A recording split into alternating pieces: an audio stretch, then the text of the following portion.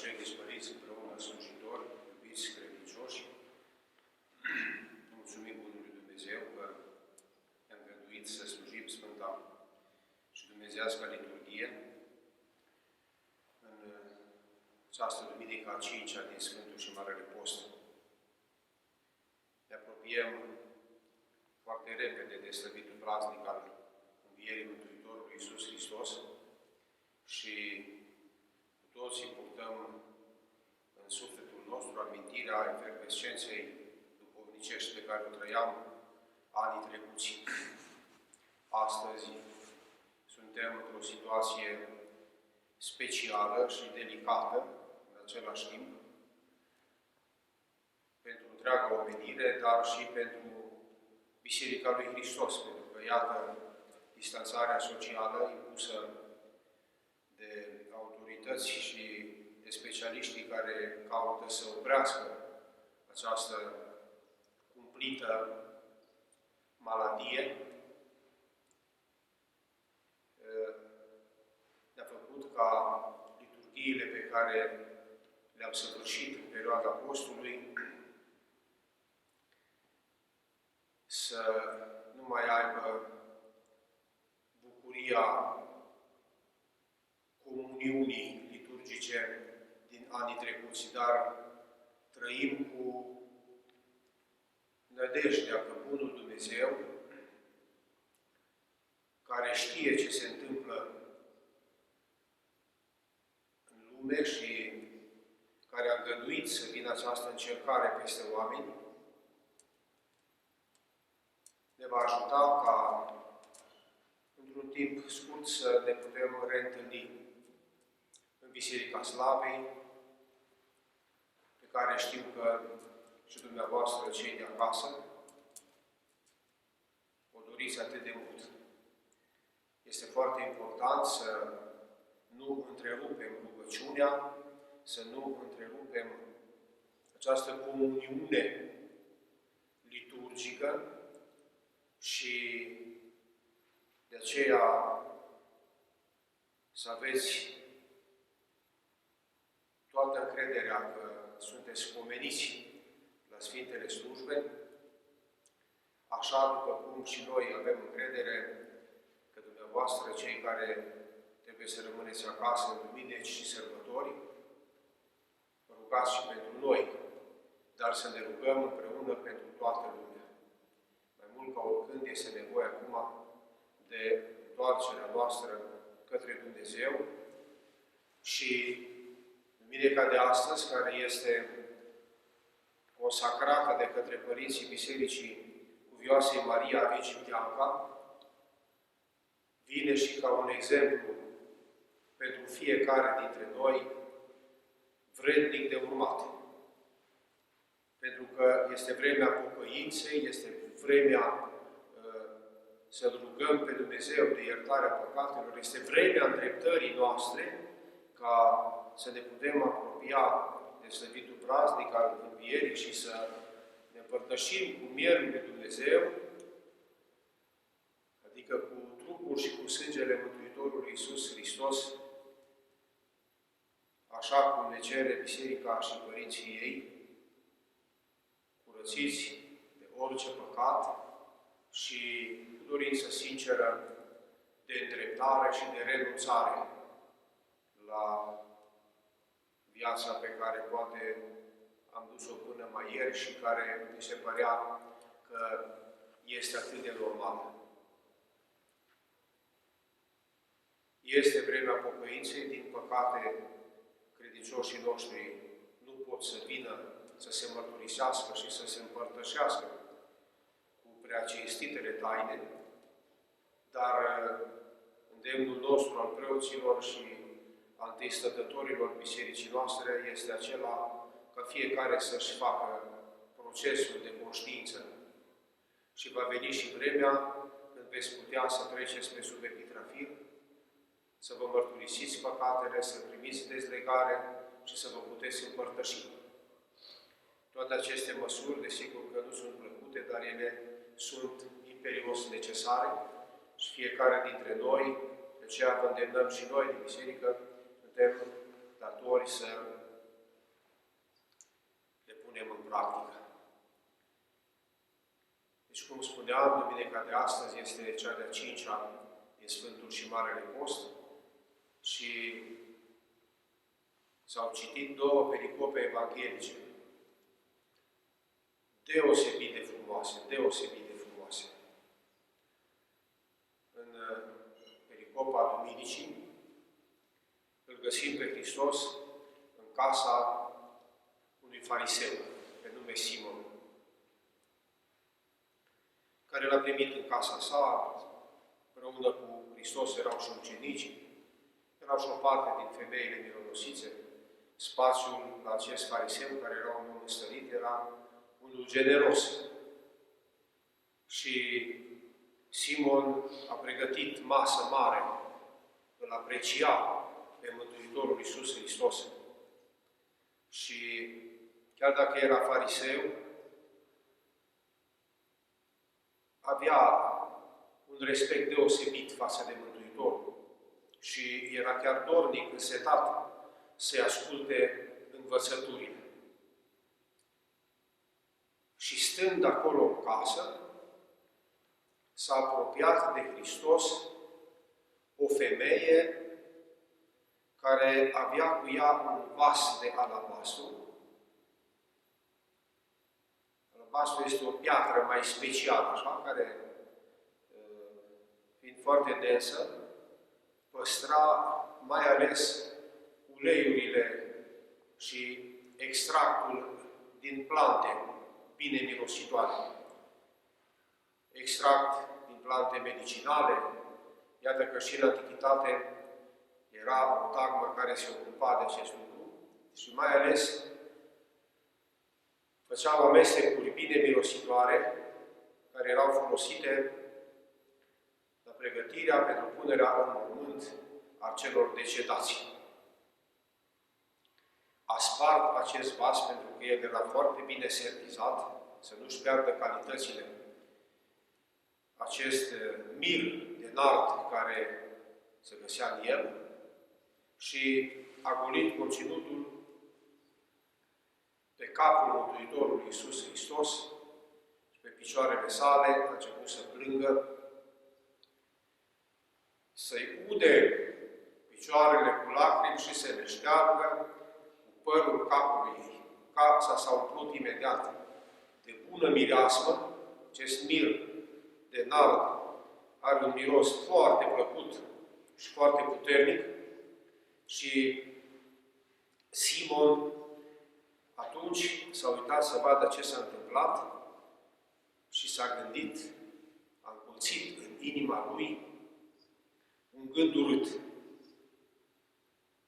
Și se întreba dacă omul acesta ar fi într-adevăr sfânt, ar ști ce fel de femeie este cea care s-a atins de el. Ar ști că e păcătoasă. Și Hristos, cunoscând gândurile lui, i-a pus o întrebare. Simone, un cămătar avea doi datornici. Unul îi datora o sumă foarte mare de bani, celălalt o sumă mult mai mică. Și interesându-se, informându-se cămătarul că n-au din ce să plătească datoria, i-a iertat pe amândoi. Spune-mi, cine îl va iubi mai mult? Și desigur, cu orice logică, cât de simplă,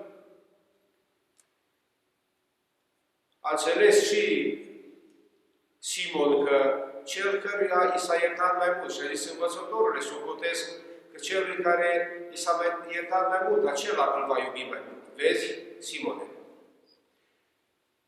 am intrat la tine în casă, apă să-mi spăl picioarele nu mi-ai dat. Era un obicei foarte bine statornicit la evrei, ca atunci când primeau musafiri, să le ofere un vas cu apă ca să-și spele picioarele,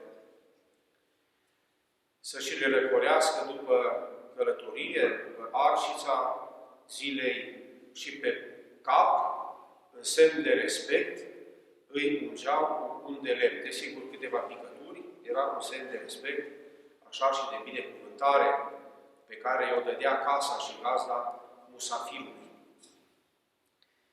Un de lemn nu mi-ai dat să-mi ung capul.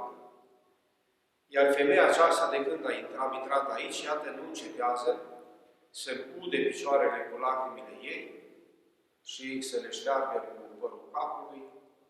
Iată ceea ce a făcut, pentru că calculaseră deja și costul acestui mir de nard, care s-ar fi putut, spune Iuda, vinde cu 300 de dinari, adică era vorba de un an de muncă. Pentru că un dinar erau plătiți lucrătorii pentru o zi de muncă. Iată, aproape un an de zile ar fi trebuit lucrat. Dar Hristos îi zice, iată, femeia aceasta plânge și îmi udă picioarele și, desigur, cere iertare păcatelor ei, de aceea spun, îi se iartă ei mulțimea de păcate pentru că mult a iubit. Și atunci s-au scandalizat ceilalți farisei, care erau invitați și ei la masă și se întrebau cum poate acesta, cum, cu ce putere poate el să ierte păcatele și Hristos ca să termine această dispută și gâlceavă care se iscase între ei, s-a întors către femeie și a zis, femeie, iertate sunt păcatele. Du-te în pace. Se pare că această femeie, de altfel o păcătoasă notorie, n-a fost alta decât Maria Magdalena, care îl va urma pe Mântuitorul Iisus Hristos. Din acest moment se alătură grupului de femei mironosițe și nu-L va mai părăsi pe Mântuitorul Iisus Hristos niciodată.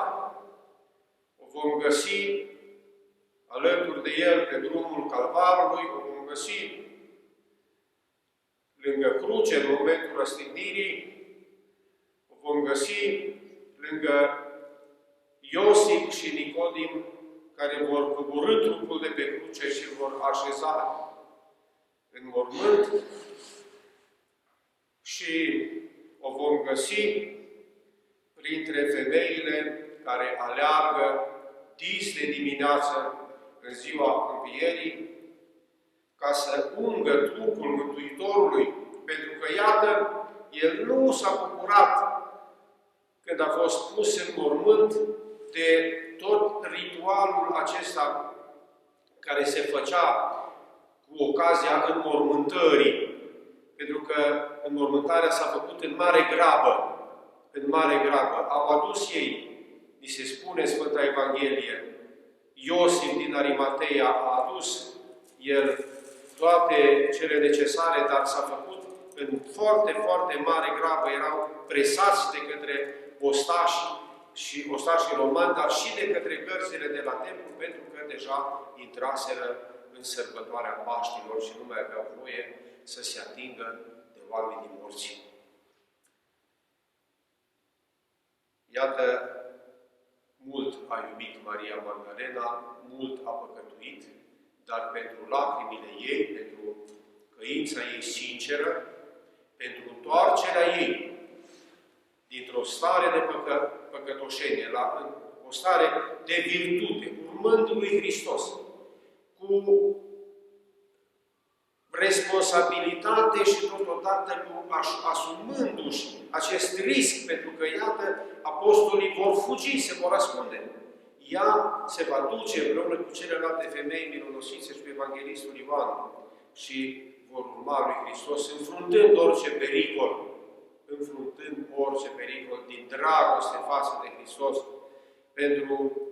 și desigur și ca mulțumire adusă pentru iertarea pe care o primise pentru multele păcate pe care le săvârșise până în momentul acesta, din duminica de astăzi, din duminica a 5-a, când ea a venit în casa lui Simon și s-a așezat la picioarele Mântuitorului și și-a cerut iertare. Iată, este un exemplu pentru noi, pentru fiecare, să îi cerem iertare Mântuitorului Iisus Hristos, Dumnezeului Celui slăvit în treime, Tatăl, Fiul și Duhul Sfânt, pentru toate păcatele noastre și vom primi iertare pentru că Dumnezeu este milostiv, îndurător și iertător și ne așteaptă ca pe Fiul cel risipitor să ne întoarcem indiferent de starea și de noianul păcatelor pe care le-am adunat în viața noastră. Tot în duminica aceasta o pomenim și pe cuvioasa Maica Maria Egipteancă. Este și ea un exemplu pentru fiecare dintre noi. Maria Egipteancă și ea era o păcătoasă notorie. După ce a trecut prin câteva experiențe terifiante și a cunoscut puterea lui Dumnezeu, a luat o decizie de a își închina toată viața rugăciunii și căinței sincere. De aceea se va retrage în pustia Iordanului și acolo va trăi până în momentul în care se va muta către Împărăția lui Dumnezeu și doar unul dintre pusnicii din pustia Iordanului, pe nume Zosima, o va găsi și o va împărtăși și după aceea îi va îngropa trupul.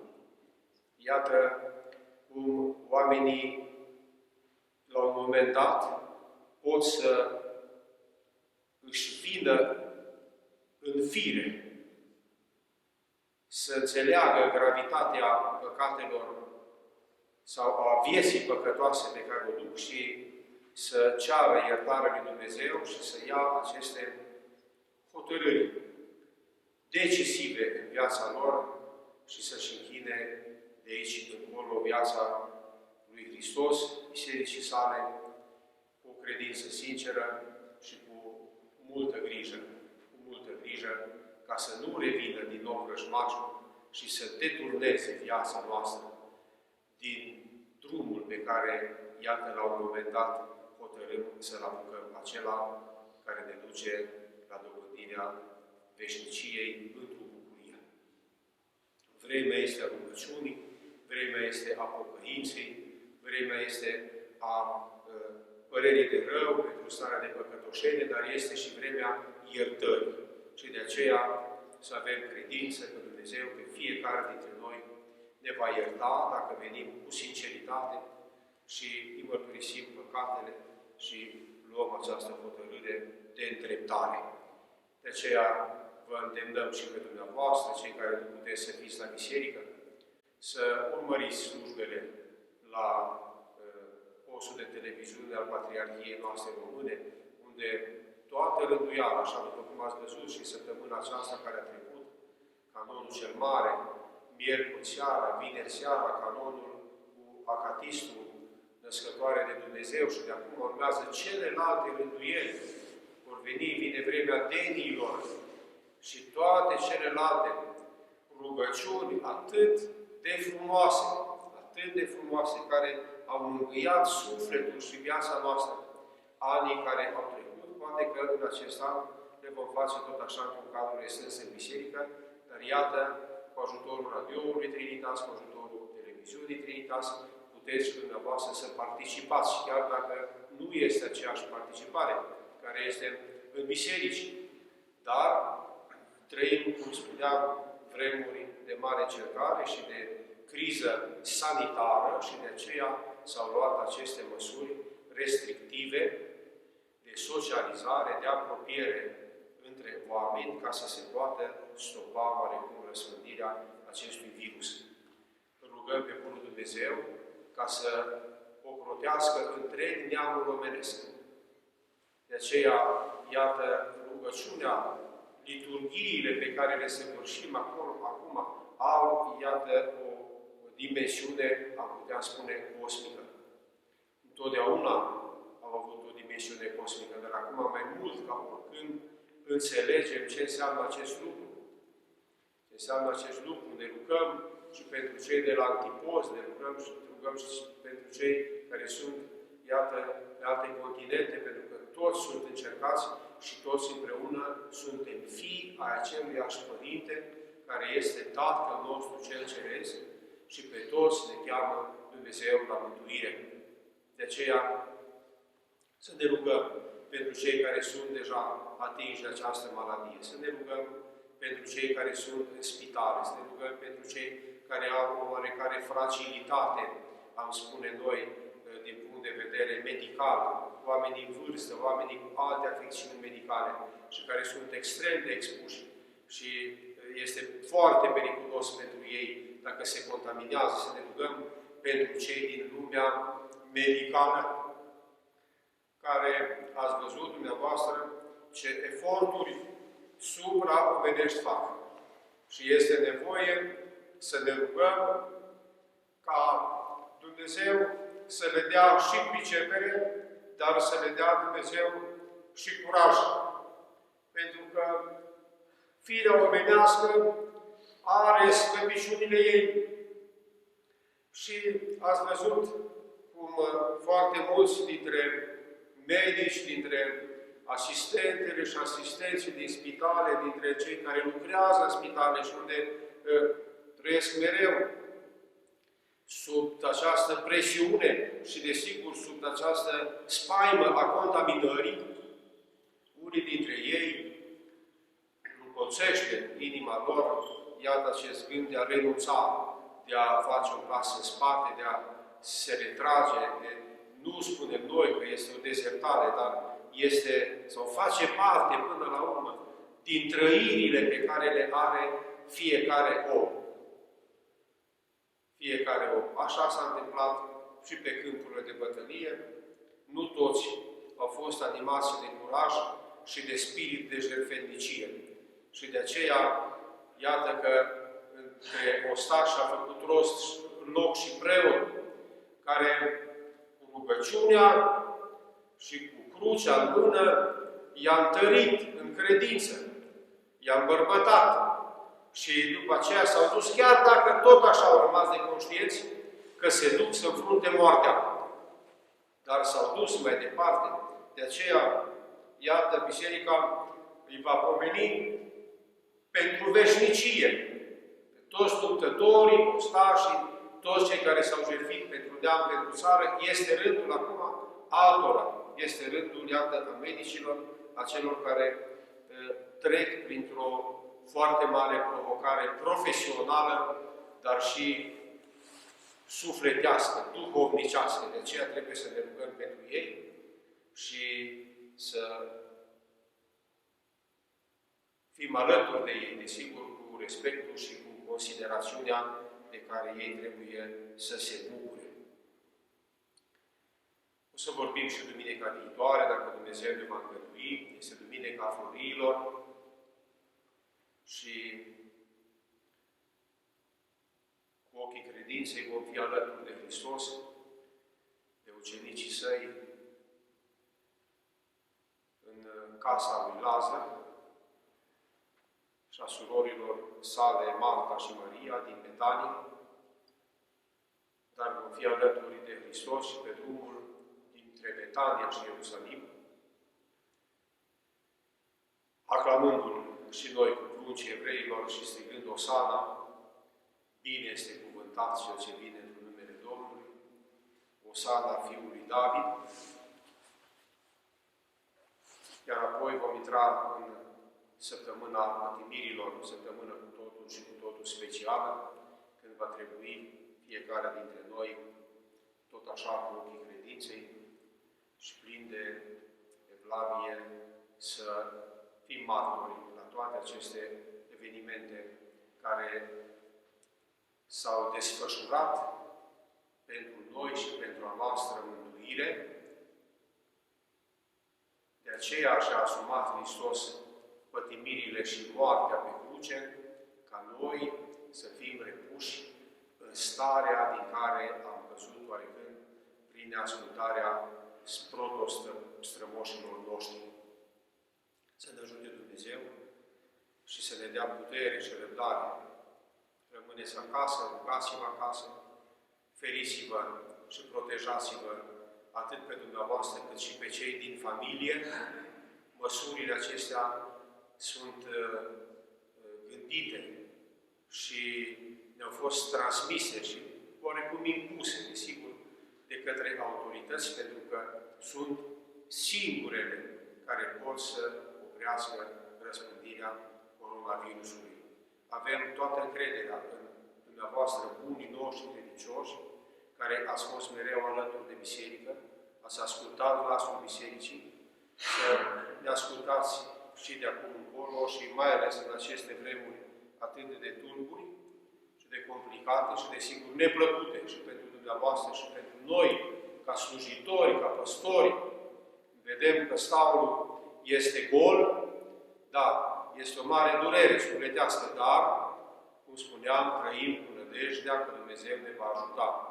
Și folosindu-ne înțelepciunea, rațiunea și ascultarea, fără de care nu ni se deschide poarta Raiului, vom putea să trecem peste toate aceste provocări și apoi să revenim în biserică, să revenim în comuniunea noastră liturgică și să ne bucurăm unii de ceilalți, lăudându-L pe Hristos cel slăvit și pentru care, iată, noi ne pregătim în aceste zile ca să fim alături de El și să ajungem cu pace sufletească la slăvitul praznic al Învierii. Amin. Dumnezeu să ne ajute și să ne